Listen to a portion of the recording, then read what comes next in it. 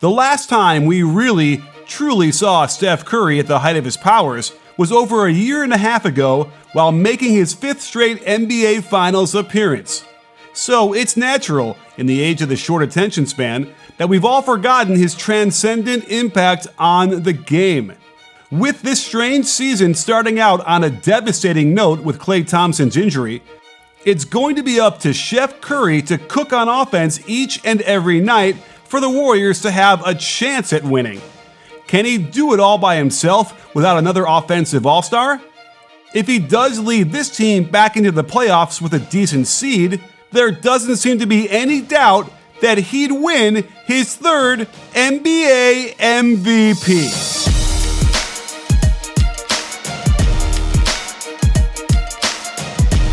Let's examine the first 2 preseason games to see how head coach Steve Kerr is using him in their revamped offense. This should provide a glimpse into how he will not only score, but bend the defense out of shape, not only to create shots for himself, but easy opportunities for his teammates. There is plenty of evidence of the old Steph to be seen, like this WTF out of bounds play they've been running for years, as Curry sets the back screen before getting his own cross screen at the 3-point line, dropping this one down in his sleep. The Warriors are still running motion weak as Steph enters the pass to the right wing and makes a shallow cut to the weak side. Why De'Aaron Fox is so casual about his defense until it's too late, I have no idea, but I'm sure Steph thanked him on the way back down. And who can forget the sheer audacity of a pull-up 3 from 2 steps inside the half-court line? This one didn't go in, but he's traditionally shot over 40% from this distance. Watch for quick hitters, as Steph will throw the ball up to the wing early, then follow his pass back to the outside looking for the handoff. Looney is good at screening, so expect Steph to get good looks from the wing. And back in transition, his first look is always to pull from 3. So if Gary Harris makes the mistake to not pick him up early, these are automatic buckets. All of his gravity towards his shot opens up lots of forays to the basket. Of course, this is how he got hurt early last season, but they're necessary to take advantage of how far he stretches the defense out to the perimeter.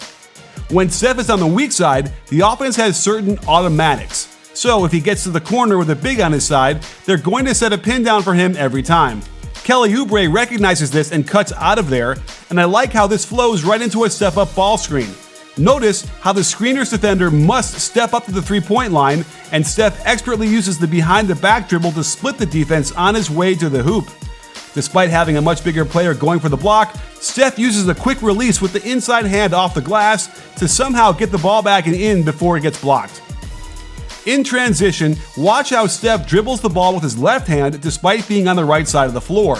This allows him to show his right hand as if he's going to pull the 3-point shot, along with a stutter step hesitation to lure Harrison Barnes closer, then skips on the right foot to explode into the paint. I also dig the left-right sidestep to keep Barnes on his back, absorb the contact, and then hit the backboard on the way up, but slowly drop the ball through the net. This, sports fans, is advanced level finishing. There are going to be moments in every game where Steph is just going to have to take over and do it himself. He won't be so lucky to go up against a disorganized defense like this all the time, but he does Holmes dirty. At 6'3", every drive to the hoop out of the pick and roll is going to present much longer defenders in his way, and Curry understands how to use his body to protect the ball. The longer right step gets him closer to the hoop, and then the slight fade to the left to find the space to flip it soft off the glass as he's falling down. Here's a fun horn set with the cross screen to get the double high post formed at the elbows. Steph goes to set the pin down for the weak side big, who has the option to cut back door. Check how Steph then sets his man up to make his own backdoor cut, and the terrific double pump split the defender's finger roll layup. Perfect. The WTF out of bounds play isn't just for getting Steph threes. Since Murray gets around the screen better on this possession, Steph gets creative with the left hand. Notice how he throws the ball in front of him to squeak by Murray. The issue with this team is that there's virtually no shooting on the floor besides Steph, so defenses are going to pack the paint and make these shots very difficult. For so long, the Warriors relied on distant shooting to level the playing field and give themselves an advantage over every other team in the league, and it became almost like an addiction as the three-point attempts racked up and the shooting records fell.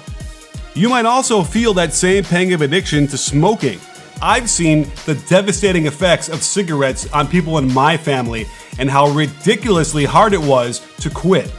That's why 2 Caltech scientists developed a cleaner alternative, Lucy, a nicotine gum that tastes better, has a faster nicotine release, and reduces the harmful effects of tobacco. That buzz you get from nailing a clutch three-pointer? Feel it anywhere with Lucy in 3 distinct flavors: wintergreen, pomegranate, and cinnamon. Use my code BBALL and you'll save 20% off all products at Lucy by visiting lucy.co. Don't forget, Lucy contains nicotine. Nicotine is an addictive chemical. So head over to lucy.co, use my code BBALL, save 20%, and you'll be on your way to playing like Klay Thompson. Free and easy and off the ball, which is how they have Steph attacking around 15% of the time. And that's what makes Steph so hard to guard. You can't just prepare for him as a ball-dominant lead guard.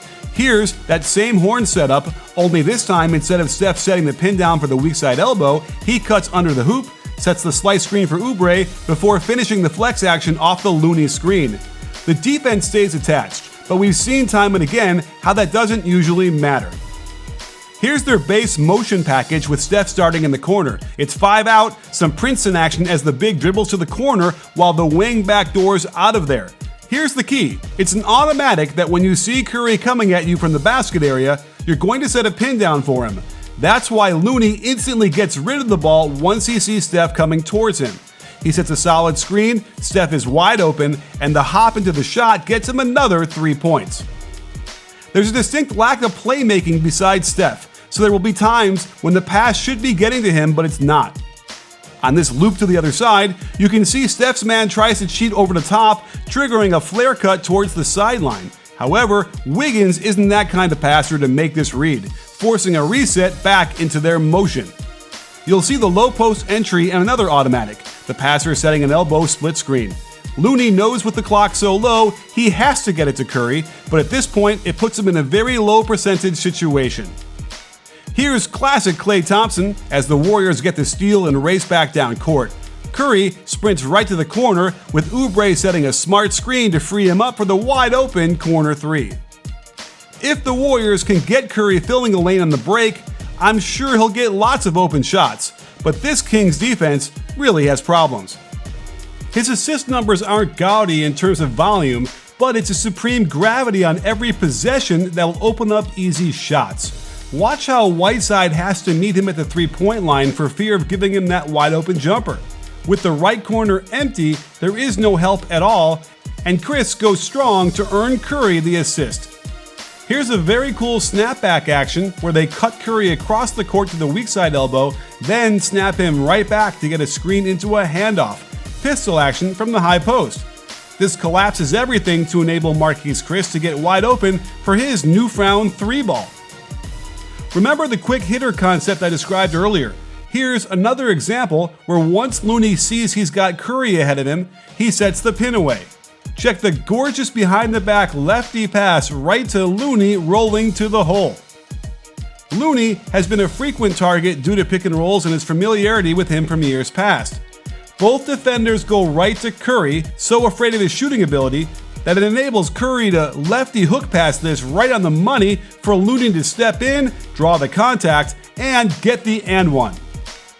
Through the first 2 games, there is a long list of possessions where Curry simply looks rusty. And it's safe to say, after getting 10 or 15 games under his belt, we won't see these issues happen much more at all. This is the reason why I think he'll ignite this season into Super Saiyan mode and enthrall us with his play all year long. As with any shooter, getting your sea legs underneath you is crucial in order to achieve consistent rhythm on your shots. And there's no way in hell you can convince me that of these 9 open shots he got in the first 2 games that missed, he's not going to eventually hit at least 4 of them, at least. These are the shots you simply cannot give up, and he's a marked man in the offense, yet he's still getting these shots wide open. He continues to find ways to exist inside this offense, where his teammates are all willing to sacrifice for him to get his shot off as much as possible. And I'm also sure he'll have 5 or 6 game runs of being on fire, where he'll barely have to look at the rim to know it's dropping through clean. Another thing Warriors fans shouldn't be too worried about is the volume of turnovers off the pass. These all indicate to me a lack of familiarity with most of his teammates. So it would be reasonable to assume that after a bunch of games, he'll iron these mistakes out and his teammates will be able to react accordingly. But it's not going to hold him back from threading the needle on pass attempts that very few players can see, much less even try to get through. So I credit the cojones he has for even trying to throw them.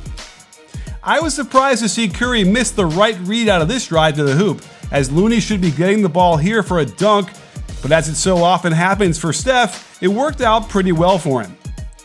With all this in mind, it seems the only hope the Warriors have is for Steph to put them on his back and carry them at offensive usage percentages we haven't seen from him before, which would indicate to me he's about to have an all-time season in his career. I wouldn't be surprised if he puts up crazy big numbers, perhaps with a little less efficiency than what we're accustomed to with him. And if all of these long and quick athletes can get on the same page defensively under one of the best defensive coordinators in the game in Rod Adams, then the Warriors are looking at a 4th seed. And if that happens, which is a really big if, then I'd put my vote for Steph Curry as the MVP, considering how far he'd have carried this ragtag bunch of non-shooters with him. Stay tuned for lots more coming up as we're about to get this regular season started. Don't forget to check out Lucy if you need to quit smoking, and like and subscribe and comment down below. After all, at BBALLBREAKDOWN, we're not a channel, we're a conversation. You in?